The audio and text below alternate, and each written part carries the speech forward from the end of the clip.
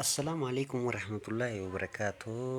جالت مطاف خبجمتوتا channel النصر توبي أره و اسم فيد سني كبدي دفه خنافو نفانا ترى دا channel خينا فراتانا سبسكرايب كدو هندقتنا دا نسننجا لايكي سكسمتي شير اللي تيانسا جوجل جلتي كاونتي تيسنا كاتا تجري فتني سنا كرسيسو في اسين سيتنجي هي سنجلا سنتني تورا oloftanii googil kanarra dhoytanii jechuudha.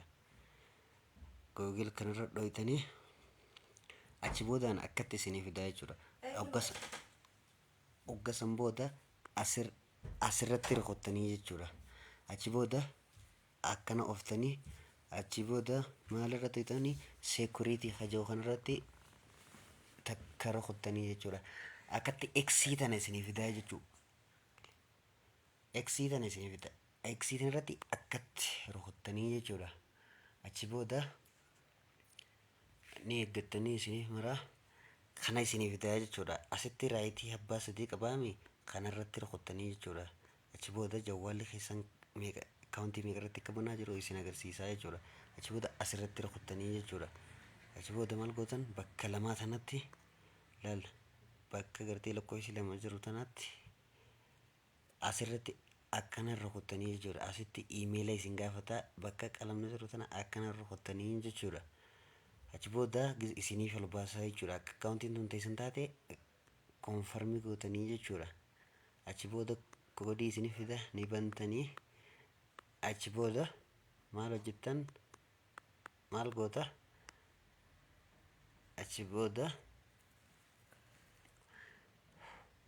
iimeela haarawaa nagguutii jaa iimeela haarawaa kana itti guutuudhaaf kanatti gootaa jechuudha. Iimeela dirqama iimeela lama jawwaalarraa qabaachuu qabda.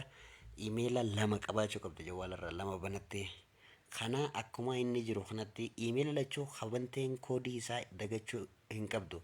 Koodii iimeela keelaa paaswordii iimeela kee gisee pilaastooree banattu dagachuu hin qabdu. Paaswordii sanii fi kana akkam goota bakka next jettu tana tuyxaa jechuudha.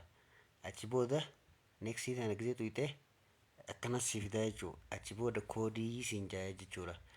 Achi booda koodiin siif dhufti koodii isiniif dhuftu san iimeela keessan keessatti iimeelii keessan jalatti isin iimeela keessan jalatti isinii dhufa koodii isaaniitti naqattanii achi booda asirra rukuttanii jechuudha. San booda isiniif ol baasaa isiniif jabaate Google keessan isin jala hin badu akka itti aanutti gisee kana guutan booda akkaataa yuutuubiitti banattanis asumarratti isin garsiisa. Yaada keessan koomentii jala naa barreessaa. Akkasumatti ammallee viidiyoo tana subscribe like share godhu hin dagatinaa. Maamila keenya ta'an isinin jaa naaf jiraadha.